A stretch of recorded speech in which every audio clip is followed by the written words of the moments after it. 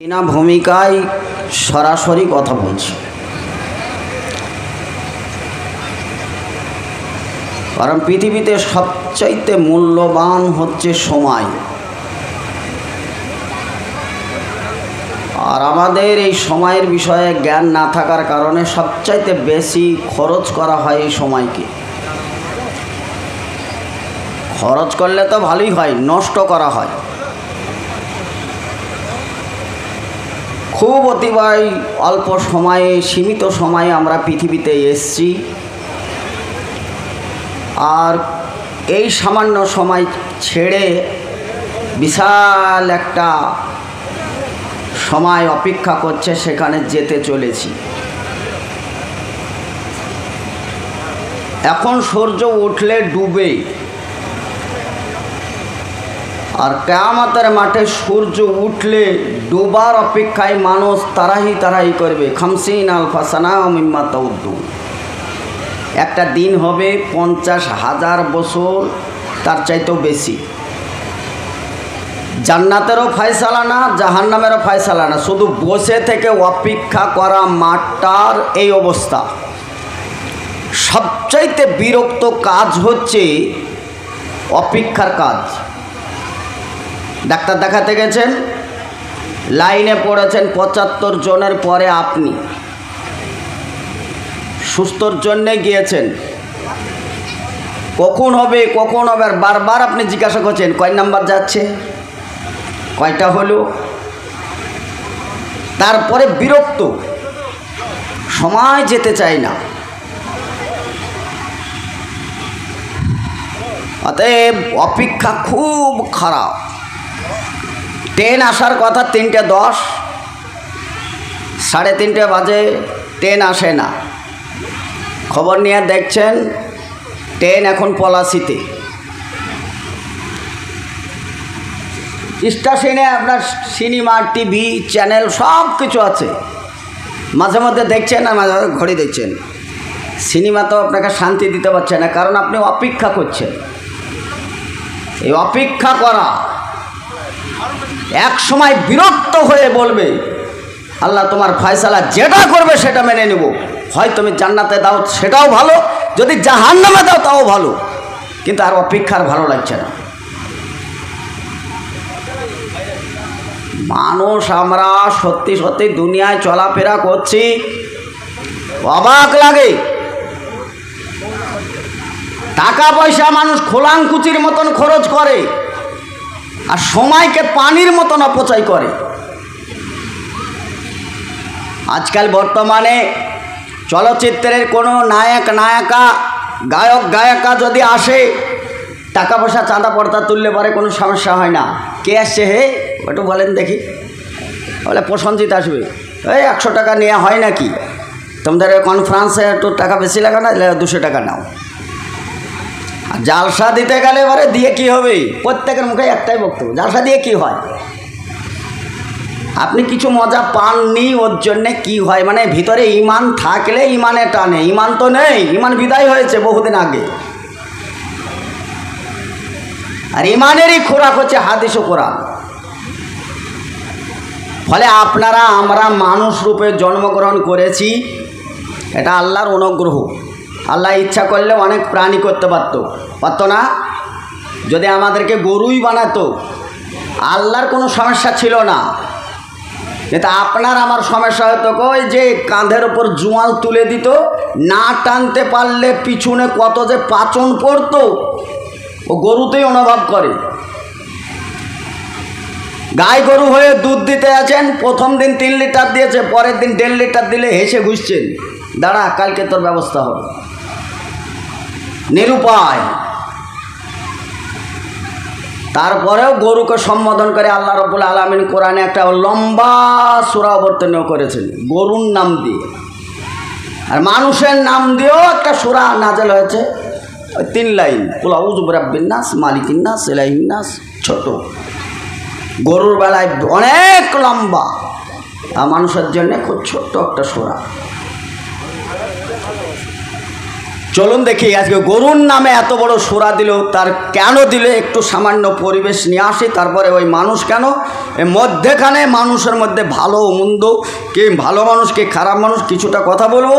বলার পরে সবটা যে আপনার মনোপত হবে বিষয়টা তা না, বক্তব্যটা যে সবাইকে ভালো লাগবে বিষয় তা না, কাউকে এত খারাপ লাগবে নিমের চাইতেও তিতো বেশি লাগবে, তারপরেও কিন্তু বক্তব্যটা আমাকে দিতে হবে, আমার কিছু করার নেই।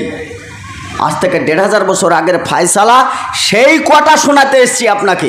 আমি মুখরোচক কিছু মুন্ডা নিয়ে আসিনি যা রসগোল্লা থেকে, আর আমি টিনের গুড় মুখে নিয়ে এসে মধু ছড়াতে এসেছি এটাও আসি নাই। আমি দায়িত্ব পালন করতে এসেছি। তারাক্তু ফিকুম আমরাইন লান তাজিল মা তামাসসাকতুম বিহিমা কিতাব আল্লাহি সুন্নাত রাসূল। রাসূল সাল্লাল্লাহু আলাইহি সাল্লাম যাওয়ার সময় আলেম ওলামাদেরকে দাওয়াত দায়িত্ব দিয়ে গেছেন, আর সেই কথা কটা বলার জন্য আপনাদের এখানে এসেছি। কাউকে ভালো লাগতে পারে, কাউকে খারাপ লাগতে পারে, আমাদের কিছু করার নেই। কওমে বানি ইসরাইল বহু পূর্বে সে এক সম্প্রদায়, একটা জাতি, তারা হাঁড়ি হান্ডি বানায় মাটির কলসি। এ মাটির কলসি বানিয়ে গতানুগতে তারা রোদ্রে শুকাতে হয়। মাটির কলসি তো শুকাতেই হবে, মাটি বানানো হয়েছে, রোদ্রে দিয়েছে শুকাতে।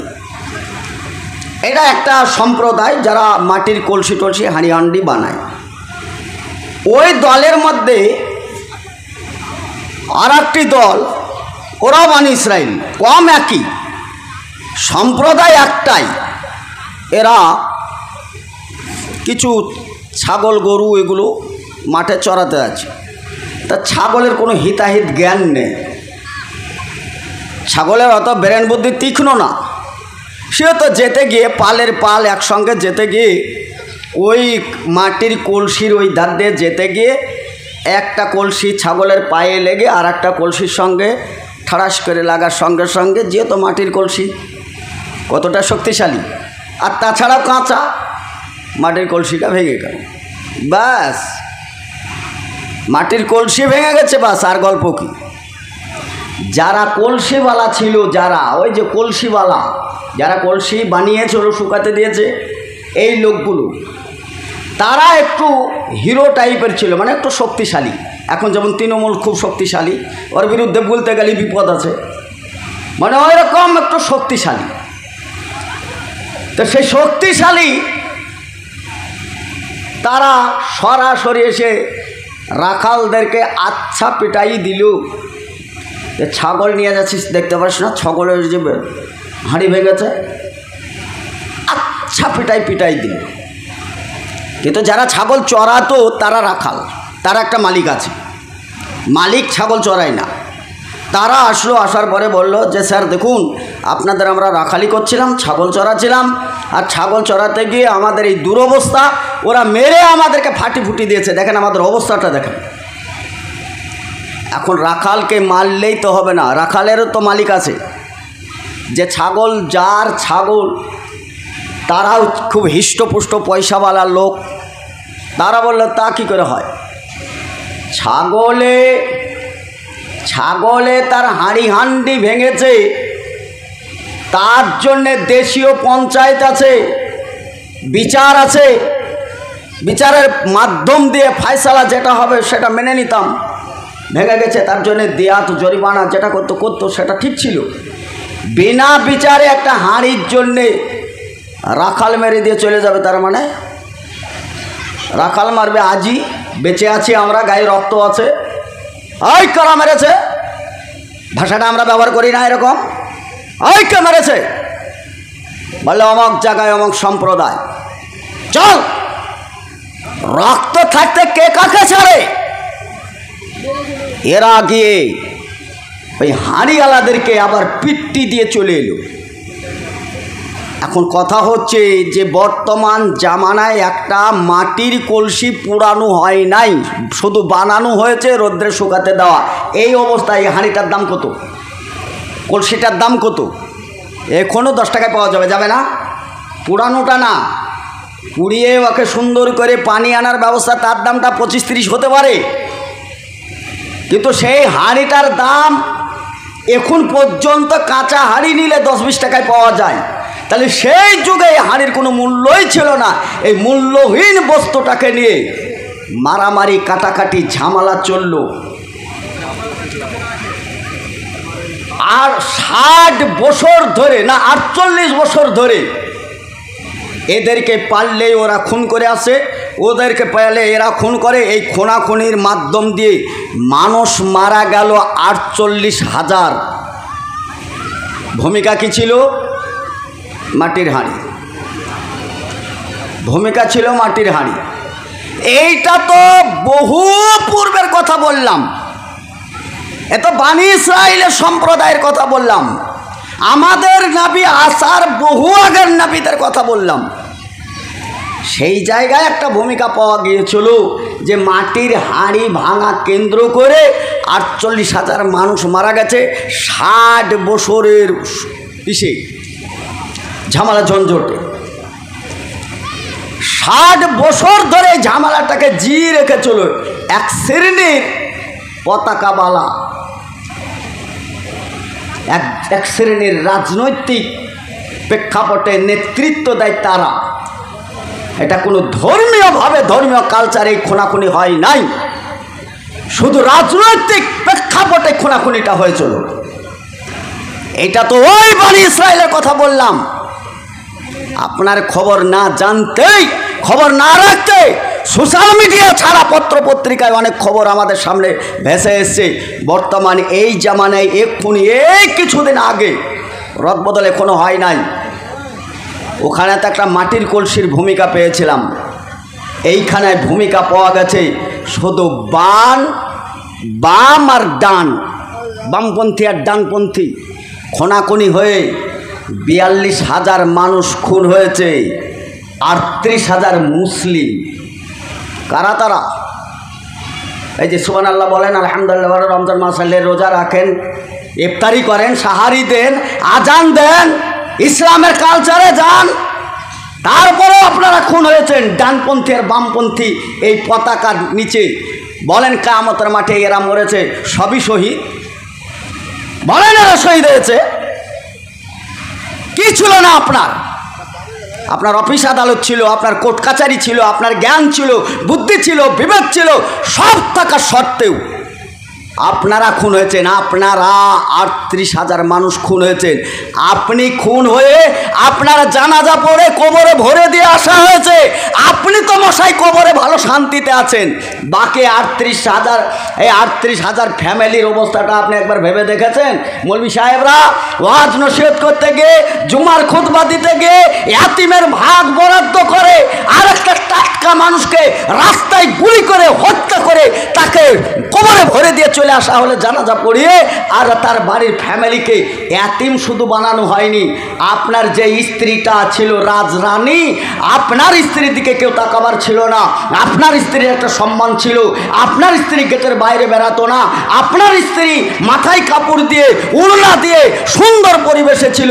ওই মেয়েটা এখন কাখাই করে ওই বেলডাঙ্গায় মাল কিনতে যায়, আর ওই বগি তো আর পায় নাই, ওই খোলা বগিতে চাপে, যেখানে পুলিশ প্রশাসন থাকে, যারা রেল পুলিশ থাকে, ওই লাঠির গুঁতো দিয়ে তাদেরকে তুলে দেয়। আর দেওয়ার পরে একে তো ভিক্ষে করতে পারেই না, যদি ওরে কাকাই করে কিছুটা মাল নিয়ে এসে লালগোলায় বিক্রি করে, লালগোলার মাল বেলডাঙ্গায় বিক্রি করে, কোনো সময় ধুলিয়ান বিক্রি করে।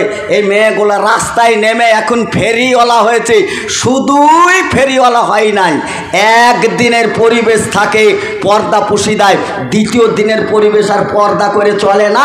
মাজায় যখন মাল থাকে চারিদিক ফাঁকা থাকে, পুলিশে ডাবায়, পাবলিকও গুতায়, আর এরকম ডাবানি গুতানি খেয়ে বেড়াচ্ছে জাতিকে।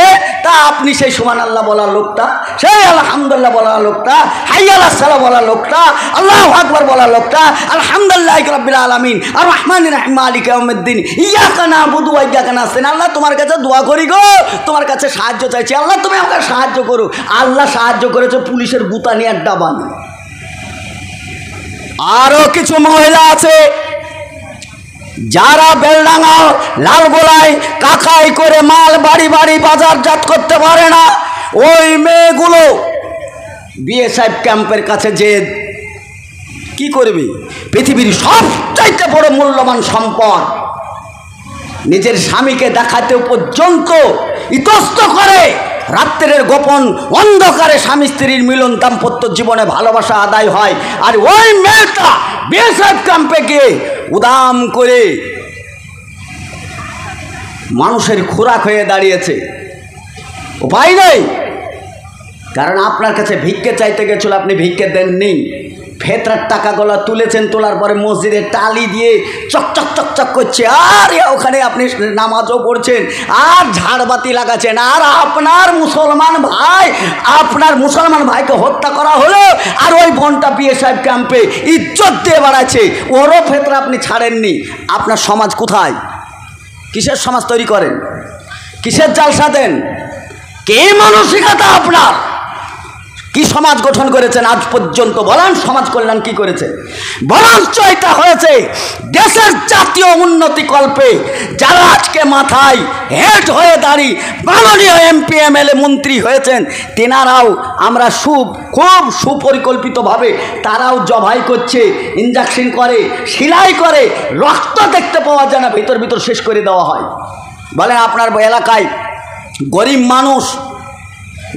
মানুষ ভিক্ষা করে দিন কাটায়, এই ধরনের মহিলা বা মেয়ে মানুষ বেধবা নাম, 2 দিন আগে স্বামী ছিল, আজকে স্বামীটাকে আপনারা হত্যা করেছেন। ওই মেয়েটা আজকে ভিখারি বেধবা হয়েছে। ওই মেয়েটার সরকারি যোজনা থেকে একটি ঘর বরাদ্দ করা হয়েছে। ওই ঘরটা ওই মহিলা বেধবা না পেয়ে আপনার বাড়ি 3 তলা হয়েছে, ওইখানে মার্বেল পুষে টিয়া পাখি রেখেছেন, বিলাতি কুকুর রেখেছেন। বিলাতি কুকুরকে সাবান মাখানো হয় আর তাকে খাসির গোশ খাওয়ানো হয়। আর ওই মেয়েটা যখন ভিক্ষে চাইতে হয়, সরকারি যোজনার ঘরটা পর্যন্ত পায় না। আপনি দেশের প্রতিনিধি, কুনতুম খায়রা উম্মাত উখরিজাত লিন-নাস তা'মারুনা বিল মারুফ ওয়া তানহাউনা আনিল মুনকার। এরা হচ্ছে কোরআন মাননেওয়ালা সুসম্মানিত উম্মত, যে উম্মতের মধ্যে ভালো কাজের নির্দেশ, খারাপ কাজের নিষেধ। বলেন আপনার জীবনে কোনটা ভালো কাজ করেছেন? বলেন। সুন্দরী মেয়ে পেলে পারে আপনি তার আঁচলের তলতাল ঘুরে তার সবচাইতে বড় মূল্যবান সম্পদটাকে লুট করার জন্য ঘুরেছেন, তার উপকার করার জন্য ঘুরেননি।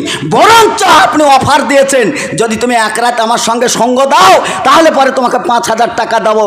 ইজ্জতের বিনিময়ে আপনার কাছে 5000 টাকা নিয়ে সংসার চালায়, আর আপনি মসজিদে গিয়ে সুবহানাল্লাহ, আর পরের বাপের টাকা মেরে দিয়ে কাবা শরীফে গিয়ে লাব্বাইক লা শারিকা লাব্বাইক ইন্নাল হামদা, ওখানে টুপি দিচ্ছে, মাথায় রুমাল দিচ্ছে, মতিউর রহমান মাদানির মতন এসে বেকা লাঠি নিয়ে হাজি সাহেব ঘুরে বেড়াচ্ছে। এই হাজি সাহেব কিয়ামতের মাঠে যদি রিহাই পায় তাহলে একটা কুকুরও জান্নাত চলে যাবে।